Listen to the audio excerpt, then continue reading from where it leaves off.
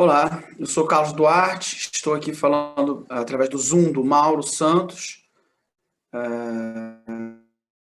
diretor médico da Ecologia do Exercício, para o programa de educação continuada, e vou falar então sobre conceitos de fisiologia cardiovascular, especificamente voltado para o cardiopata. Vou falar sobre vias bioquímicas no exercício físico, os efeitos agudos e subagudos do exercício e a função endotelial e o exercício físico, né? É bom lembrar que o exercício físico é um estresse que não só aumenta a quantidade de sangue que o coração vai ejetar por minutos, né? A gente tem uma comparação aqui à esquerda no repouso e à direita um círculo maior no exercício físico, e a gente vê o quanto de sangue é desviado dependendo da tarefa. O coração proporcionalmente continua recebendo 4%, mas você precisa em torno de 200 mililitros no repouso, e no exercício isso chega a 700, né? E é impressionante também a quantidade de sangue desviado para os músculos, 72%, frente aos 20% no repouso, imaginando que mais do que triplicou a quantidade de sangue que passa pelo coração por minuto. Isso representa um fluxo sanguíneo muito maior. E para falar então das vias metabólicas, é importante a gente classificar o exercício. Acho que eu vou falar aqui sobre a via metabólica predominante e, de maneira geral, o anaeróbio alático. Ele é um exercício de grande intensidade e curtíssima duração. O anaeróbio lático de grande intensidade e curta duração, intensidade alta, mas não tão longo, não tão curto. E o exercício aeróbico é baixa ou média intensidade e longa duração. O ritmo, a intensidade relativa e a mecânica muscular também têm um papel importante, especificamente sobre metabólicas. A gente pode relembrar que o metabolismo energético é composto pelos processos de armazenamento e liberação de energia dos nutrientes por meio de diferentes reações químicas. E a moeda energética, né, a forma de você armazenar essa energia e utilizar ela, é o ATP, que a gente, ao acontecer durante o exercício, a hidrólise do ATP, a quebra do ATP, ele libera energia. Então, a concentração intramuscular de ATP é muito baixa, por isso o exercício que depende do ATP mais rápido, mais próximo da musculatura, ele é muito curto, então ele fornece energia para alguns segundos.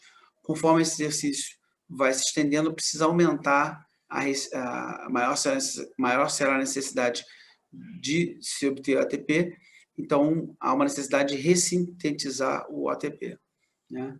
E aí o sistema predominante de síntese do ATP depende da intensidade e duração do exercício, lembrando que são sistemas que se contam. Então, nada é isoladamente, mas sim preponderantemente aeróbico ou anaeróbico, lático ou alático.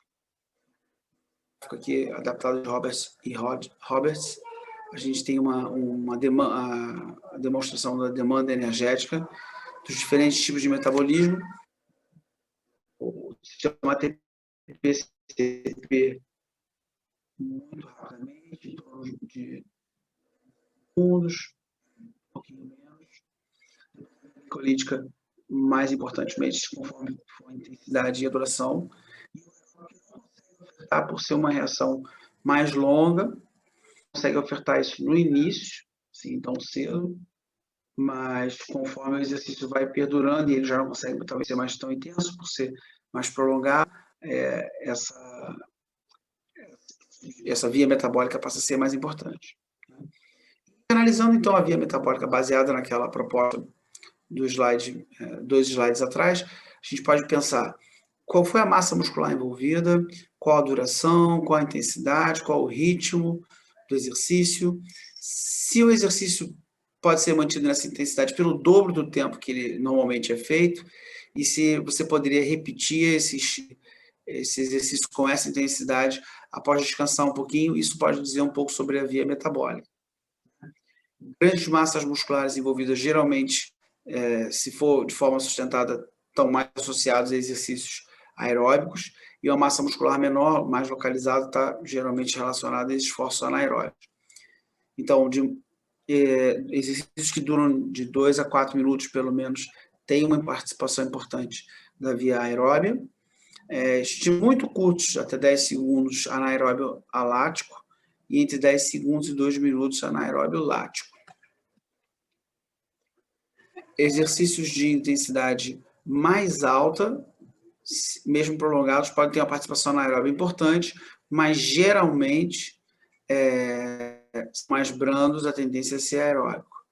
Se o exercício ele é fixo, depois de se alcançar um estado estável, steady state, tende a ser aeróbico, e variável geralmente pode incluir um componente anaeróbico se for uma atividade longa, tipo desportos com bola. Se você consegue dobrar o tempo da atividade, provavelmente ele tem uma participação aeróbica importante. E essa incapacidade de dobrar o tempo pressupõe uma participação anaeróbica também importante, né? Se você consegue repetir isso com um pequeno repouso, né, você provavelmente está fazendo um esforço que tem uma predominância da via metabólica anaeróbia alática, que com a recuperação após 1 ou 2 minutos, a tendência é você conseguir recuperar e fazer um estímulo usando a mesma via metabólica. E você tem aí, de repente, durante a sessão, uma participação auxiliar e variável do metabolismo aeróbico, né? Os efeitos agudos do exercício são bem descritos aqui. No exercício dinâmico, você tem um aumento da frequência cardíaca, uma diminuição da resistência vascular periférica, um aumento da pressão arterial sistólica, mas a estabilização ou queda da pressão sistólica. O exercício estático se compõe e o volume sistólico diminui ou se mantém igual, o débito cardíaco aumenta, a resistência vascular periférica aumenta ou se mantém estável, dependendo da massa muscular envolvida, e o volume sistólico, em parte, pode ser diminuído também por uma participação importante da massa muscular, que vai dificultar o fluxo e o retorno venoso. E o exercício de força, por envolver muitas vezes uma massa muscular importante, tende a diminuir o volume sistólico, mesmo aumentando a frequência cardíaca, diminuindo o volume sistólico, que promove uma queda no débito cardíaco. E há uma tendência, dependendo da massa muscular envolvida, de quantos músculos são, se é uma grande massa muscular, a se manter a resistência vascular periférica estável, uma vez que você obstrui alguns pontos, mas pode, de repente, suprir pelos outros que não vão estar bloqueados. E a pressão arterial tende a subir. Os efeitos agudos e subagudos são bem descritos nessa revisão de Nóbrega de 2005, em que você tem um efeito subagudo. Agudo é o exercício que acontece durante o estímulo, e o efeito subagudo, assim que cessa o estímulo, você tem, por exemplo, essa linha inteira.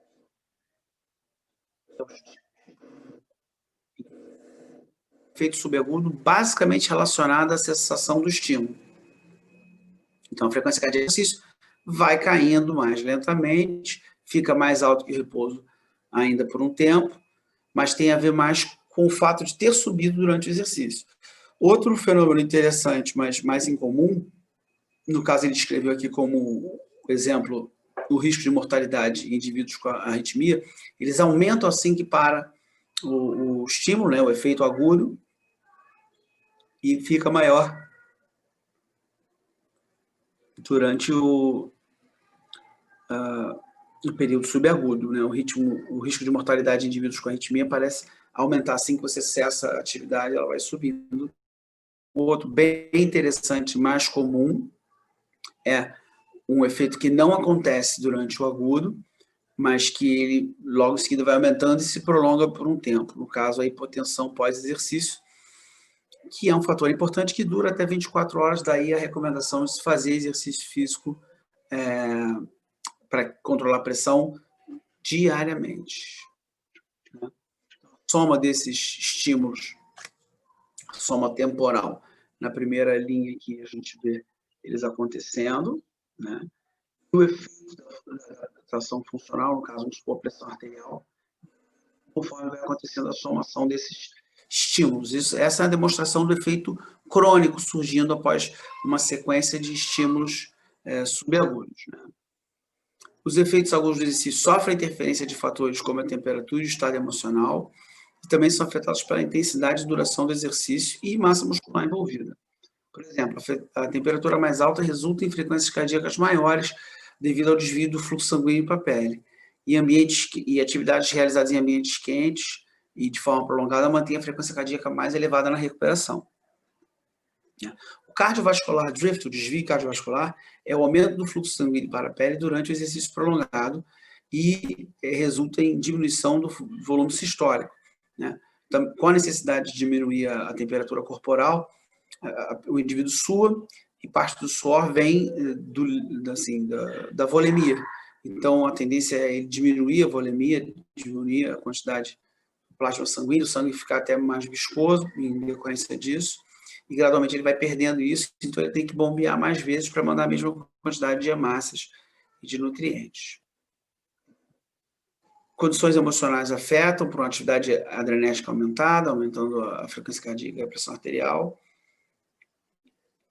E um exercício predominantemente aeróbico envolvendo grande massa muscular tem, com a massa muscular envolvida maior dilatação das arteríolas, que são um fator importante para vasodilatar e para diminuir a pressão arterial. E já exercícios com a massa muscular de membros superiores parece associada a maior vasoconstrição de vasos de músculos inativos e pode resultar em maior frequência cardíaca e pressão arterial para a mesma intensidade de exercício, no caso, comparando, vamos supor, correr na esteira e pedalar. O exercício físico já aumenta rapidamente o volume sistólico e o seu efeito no volume, a frequência cardíaca e o volume sistólico, né, já que tem uma relação. O débito cardíaco aumenta já no primeiro segundo, você já começa, por retirada vagal, a subir a frequência cardíaca.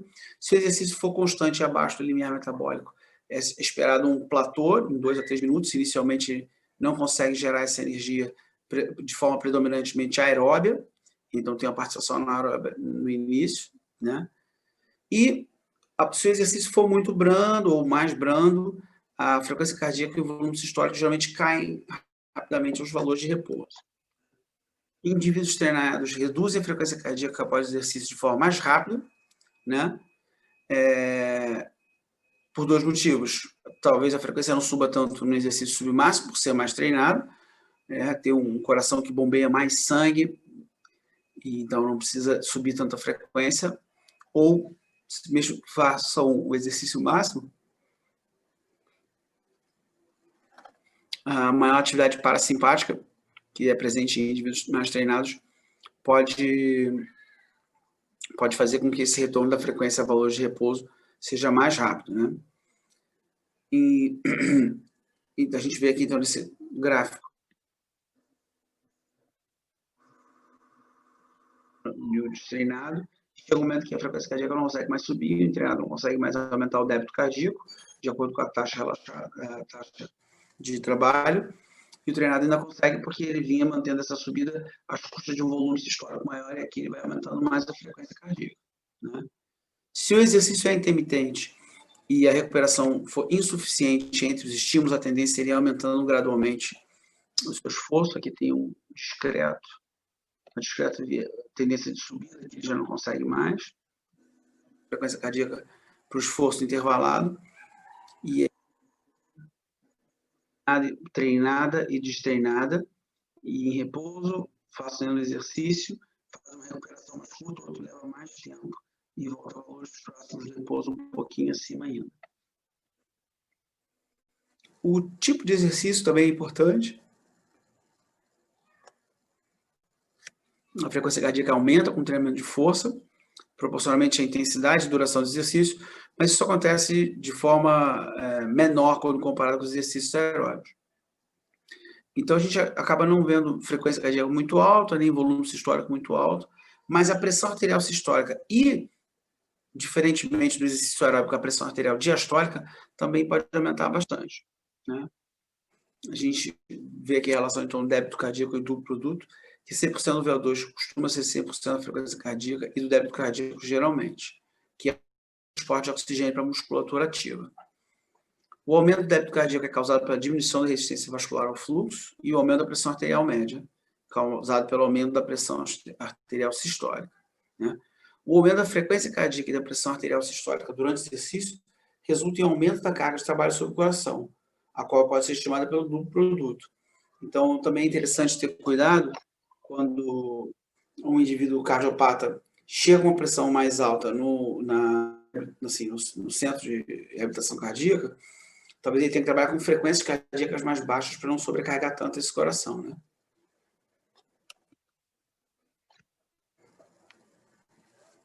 O aumento da pressão arterial diastólica no fortalecimento muscular se dá pelo aumento da resistência arterial periférica, conforme eu falei antes, que está associado à utilização dessa musculatura fazendo uma contração que provavelmente dificulta o fluxo sanguíneo ali. E é interessante ver também que os exercícios estáticos, como os de pressão manual, realizados até 30% da contração voluntária máxima, como os exercícios tipo cardiogrip ou zona plus, eles parecem, de forma crônica, contribuir para o efeito hipotensor, né? Isso acontece pela obstrução e um estresse de desalhamento na parede das artérias, ativando as células endoteliais e liberando vasodilatadores. Aumenta a pressão e a frequência de repouso de forma significativa, mas sem relevância clínica.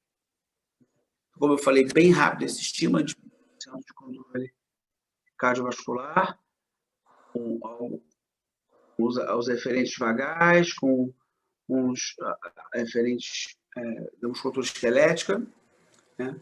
Então, você tem esse movimento acontecendo e o cérebro então percebe e aí faz os ajustes, né? Então, uma vez que você tem um movimento, você percebe que o corpo percebe que ele acontece, há uma retirada vagal e alguns segundos depois uma estimulação simpática e uma vasodilatação dos arteriolos dos músculos ativos e um desvio do fluxo sanguíneo para essa região através da vasoconstrição em áreas menos ativas.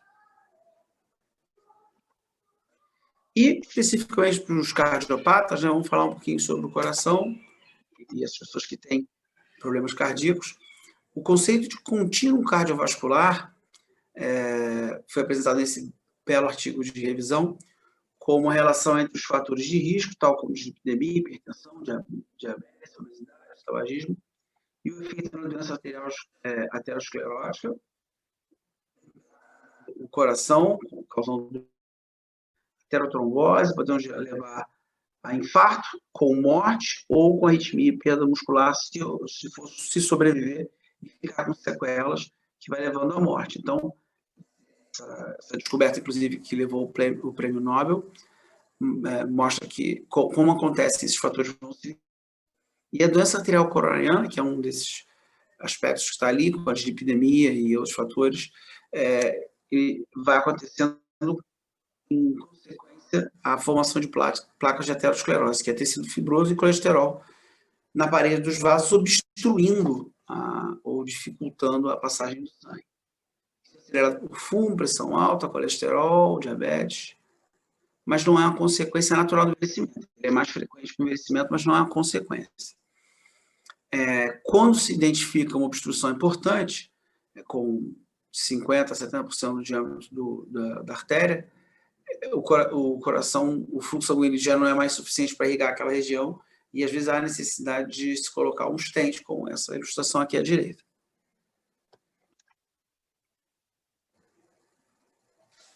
Na isquemia prolongada, causa morte do tecido, no coração, miocárdio e infarto do miocárdio. Também pode ocorrer nos membros inferiores, com a doença arterial periférica, que pode levar a claudicação intermitente, que atrapalha bastante do ponto de vista renal. Pode levar a doença carotídea, né, em que pode afetar a irrigação para o cérebro e levar ao acidente vascular cerebral. E também doença renal crônica, causada por obstrução na placa nos rins, dificultando a função renal e levando à retenção de água. Sobre as consequências e características da doença arterial, é importante perceber que 1/4 dos pacientes podem ter isquemia miocárdica sem dor, que é o mesmo risco de infarto agudo do miocárdio das pessoas que sentem dor e que têm um ECG igual, né?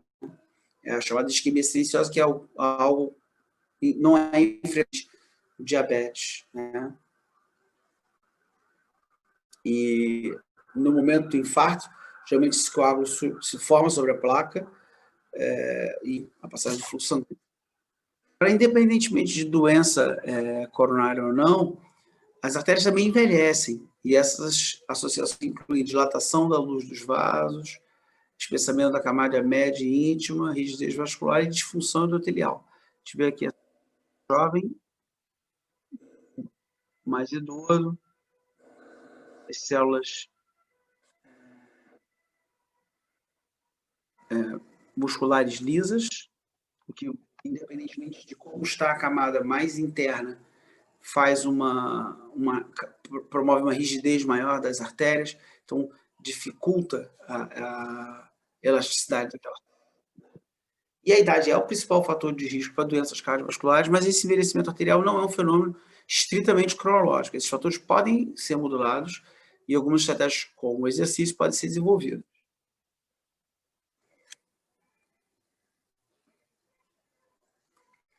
O exercício é um dos tratamentos, né? Aeróbico, força ou combinado, idealmente, ou estratégia. E, ao contrário do envelhecimento, exercício físico, em especial aeróbico, se feito regularmente, está associado a uma função vascular melhorada. Alguns estudos com animais mostram que a resposta vascular à lesão e, consequentemente, o espessamento da camada íntima parece ter maior em indivíduos mais velhos. A enzima da óxido nítrico sintase endotelial parece ser diminuída em animais mais velhos, então tem mais dificuldade de produzir o óxido nítrico, né, de fazer ele funcionar.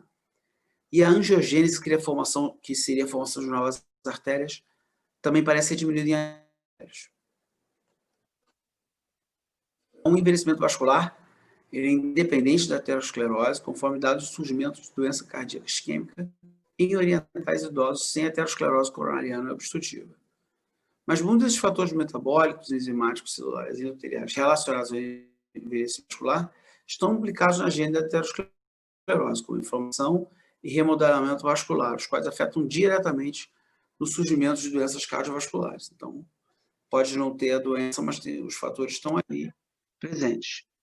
E essas células, como eu falei, na camada íntima, ao serem estimuladas, liberam óxido nítrico através dessa série de enzimas, né? Os mediadores inflamatórios participam ativamente no mecanismo de lesão vascular, e a tendência é que o indivíduo mais velho seja mais inflamado.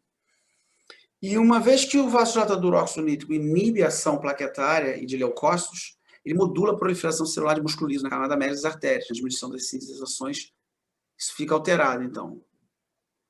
Então, é de esperar que, fazendo exercício físico e liberando óxido nítrico, você afete não só a dilatação endotélio dependente, mas a dilatação endotélio também. Então, essa biodisponibilidade do óxido nítrico com os mais velhos parece ser menor, né? E se acredita, assim, pensando no mecanismo, que as células progetitoras do endotélio têm um papel importante na manutenção, reparo e regeneração da camada endotelial e também na reparação das suas atividades funcionais. Mas isso ainda não tem um critério assim, não é um critério claro nem consensual, né? O espessamento parece ocorrer mais na camada íntima, mesmo por populações livres de aterosclerose, e a rigidez arterial parece ocorrer em decorrência dos repetidos ciclos de distensão e retorno elástico, ou seja, com destruição, rompimento, e aí depois acúmulo ali de colágeno que aceleraria a fragmentação e depressão da elastina e aumentaria o depósito de colágeno. Parece que as artérias periféricas não sofrem enrijecimento com a idade em humanos saudáveis, provavelmente refletindo diferenças estruturais, ao contrário das grandes artérias elásticas. E outras mudanças na composição de parede arterial decorrem da adesão de moléculas de células intersticiais e hipertrofia das células musculares lisas, que a gente viu naquela ilustração, contribuindo importantemente para o enrijecimento arterial com a idade, né? A hipertensão arterial com o dano maior aumentado nas artérias influi na espessura das paredes e na rigidez arterial quando comparada a normotensos. A disfunção endotelial se assemelha ao que acontece no envelhecimento, só que numa idade menor. E a disfunção endotelial parece ser o fator que precede a hipertensão arterial, uma vez que filhos normotensos de indivíduos hipertensos exibem disfunção endotelial. Então, daí a necessidade da saúde vascular ser observada. Nós somos tão velhos quanto nossas artérias, essa é uma frase conhecida. Ecos também exibem disfunção endotelial e progresso mais rápido, aumento da espessura média intimal, né, talvez por toda a dificuldade de cicatrização que ele tem e de reparo. Os indivíduos com aterosclerose também possuem rigidez e espessamento aumentado, como disfunção endotelial. E esse espessamento médio intimal aumentado está associado à isquemia silenciosa e é preditor de AVC e infarto. As artérias maiores e mais elásticas, como a aorta, elas tendem a se dilatar com o envelhecimento, aumentando seu tamanho. Então, isso é diferente da dilatação funcional durante o exercício, e sim um momento do tempo todo que não é desejado. A gente vê homens e mulheres, tem uma resultante aqui, então, entre a idade e o tamanho da raiz aórtica. Como eu falei do contínuo cardiovascular, tem falado do contínuo de envelhecimento vascular, né? Em que você tem alterações nos sistemas oxidativos e inflamação, e você vai aumentando e por ter uma rigidez, não consegue estender tanto, o coração tem que fazer mais força. Há remodelamento do ventrículo esquerdo, e aí vai cursando de remodelamento cardíaco, insuficiência cardíaca de fração de ejeção normal, ECFEM, e doença cardíaca em fase terminal, podendo levar à morte. Isso traz uma visão adicional, com ênfase no processo de envelhecimento vascular, não apenas da doença arterial, mas também doenças microvasculares e atingindo o cérebro e rins. O contínuo vascular é dividido em 4 estágios. O fluxo dos grandes vasos envelhecidos causa, com o tempo, microlesões da camada elástica, levando à dilatação e enrijecimento das artérias. Esse enrijecimento arterial aumenta a carga de trabalho do VE, como eu falei, o que reduz a perfusão coronariana, e esse aumento do pós-carga com enrijecimento combina um maior trabalho e aumento da massa do VE, o que vai levar depois a consequências como déficit de perfusão e isquemia miocárdica. No terceiro momento, ou em paralelo a tudo isso, vai acontecendo enrijecimento arterial, que, por não acomodar esse pulso arterial, faz com que essa onda de pulso venha mais forte e possa atingir órgãos-alvos como cérebro e rins, que aumenta o nível de fragmentação de células endoteliais e proteína C reativa na circulação, o que pode predispor a mais casos de trombose e infartos por processo inflamatório como consequente reparo vascular. E, de forma concomitante, tem danos tardios no coração que pode ser explicado a um déficit de perfusão coronariana causado pela hipertrofia do ventrículo esquerdo, aumentando o risco de isquemia miocárdica e infarto. Ao contrário do envelhecimento, em geral, a atividade física regular, especialmente exercício aeróbico, é associada ao melhora da função vascular, e o benefício de força nas artérias das doenças cardiovasculares é menos claro, embora esse tipo de exercício seja recomendado devido ao possível impacto positivo na capacidade funcional dos indivíduos no envelhecimento, né? Então, a gente vê aqui nesse estudo que tem 2 estudos incluídos. Um que ele compara a complacência arterial de sedentários e treinados, jovens, maior complacência arterial, idade menor, e mais velhos, menor ainda. Já nos indivíduos treinados, os indivíduos de meia idade e mais velhos têm muitos benefícios, aumentando a sua complacência arterial, e você pode ver depois e antes do treino, né, aqui no quadro direito, que usaram indivíduos de meia idade e viram que após o treinamento, essa complacência arterial, a mesma informação do outro lado, mas com o indivíduo pré-pós, tende a melhorar. Mesmo exercício moderado parece produzir efeito positivo na função vascular, e os homens parecem ter uma redução na complacência arterial da carótida menor que as mulheres. Perdão. A redução na complacência arterial da carótida é aproximadamente 50% menor em homens e mulheres ativos quando comparados a sedentários. Então, se você quer manter a complacência arterial a melhor possível, o ideal é se manter ativo, tanto homens como mulheres podem atenuar em 50% esse processo de diminuição da complacência arterial. E isso possivelmente está ligado ao estresse oxidativo, uma vez que a ingestão de vitamina C influi na complacência de mulheres sedentárias, mas não. Os exercícios de força muito intensos parecem aumentar a rigidez arterial em homens jovens de meia idade, mas a inclusão dos exercícios aeróbicos parece inibir esse efeito deletério, né? Já o treinamento de força, se for moderado, parece não afetar a rigidez arterial de jovens saudáveis e de mulheres na menopausa.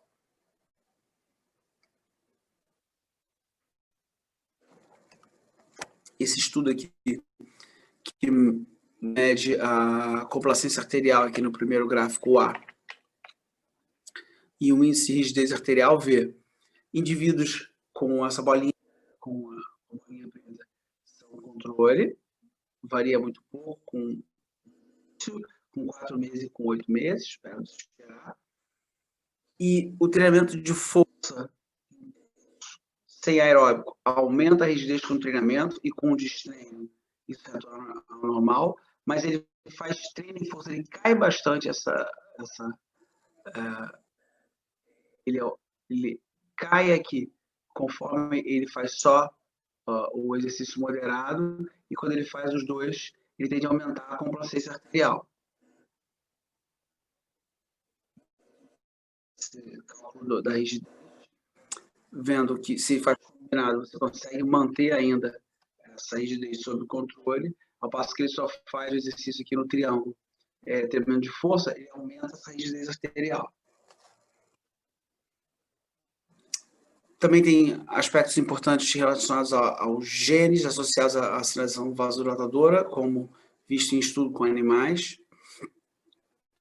A melhora na complacência da carótida do exercício físico, em decorrência do exercício físico, independe da complacência inicial, ou seja, esse indivíduo com maior rigidez consegue ter benefício, né? E mesmo que ele não promova a mudança de outros fatores de risco, ele, fazendo isso já consegue ter um efeito importante para a saúde. Mas, infelizmente, indivíduos hipertensos podem não melhorar quando comparado com indivíduos saudáveis da mesma idade. A dilatação endotelial dependente está relacionada à função das células endoteliais, conforme a gente vê aqui no gráfico.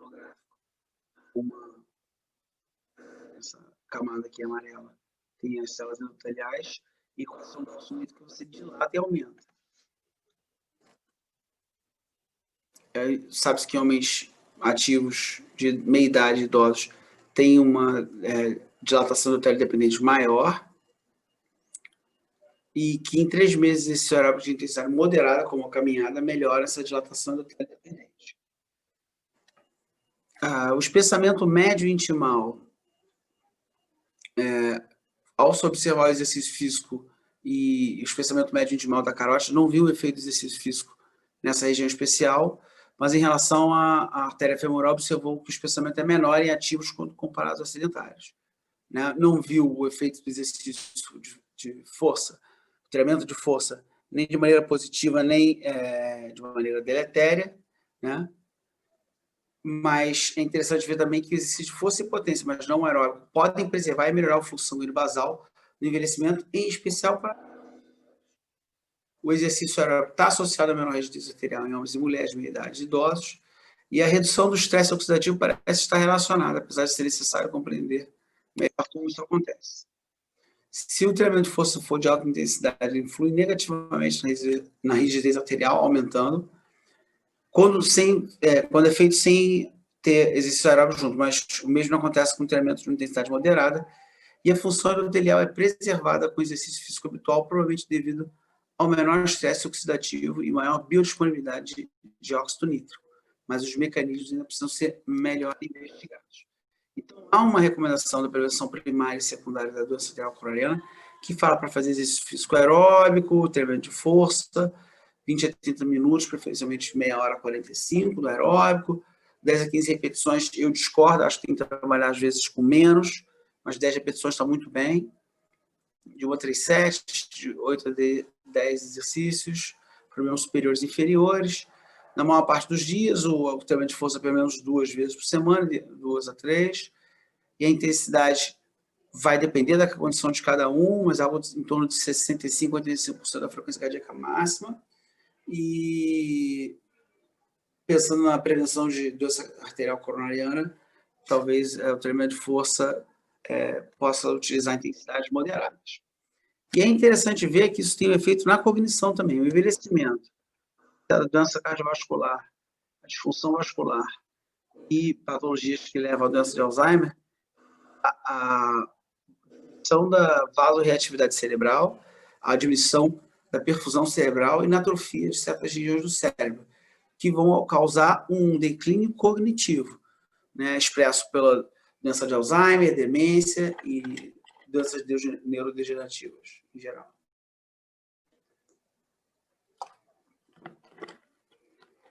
Já o exercício modula isso, porque ele não vai impedir que a pessoa fique mais velha, mas ele afeta a função a disfunção vascular, e essa vasoreatividade cerebral e a perfusão cerebral parecem ser melhor afetados, né, aumentando a função cognitiva.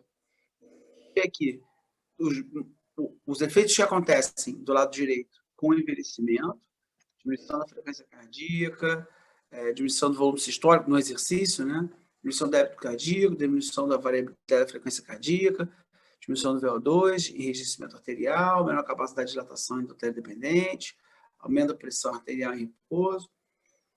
E o exercício físico fazendo o contrário, previne doenças, diminui a pressão arterial com o tempo, aumenta a função endotelial. Então, você tem esse aspecto aqui trabalhado, aumentando a capacidade aeróbica ao passo que o envelhecimento por si só, sem exercício. Então, a gente tenta imaginar o exercício físico afetando pulmões, coração e vasos, aumentando a atividade vagal, aumentando a frequência, baixando a frequência cardíaca submáxima no exercício, aumentando vasodilatação, diminuindo a resistência vascular periférica e mantendo ou melhorando a capacidade funcional. Todos que assistiram a essa palestra ouvirem podcast 10 Cardiologia do Exercício, né? Cada semana um programa novo até dezembro. Gostar.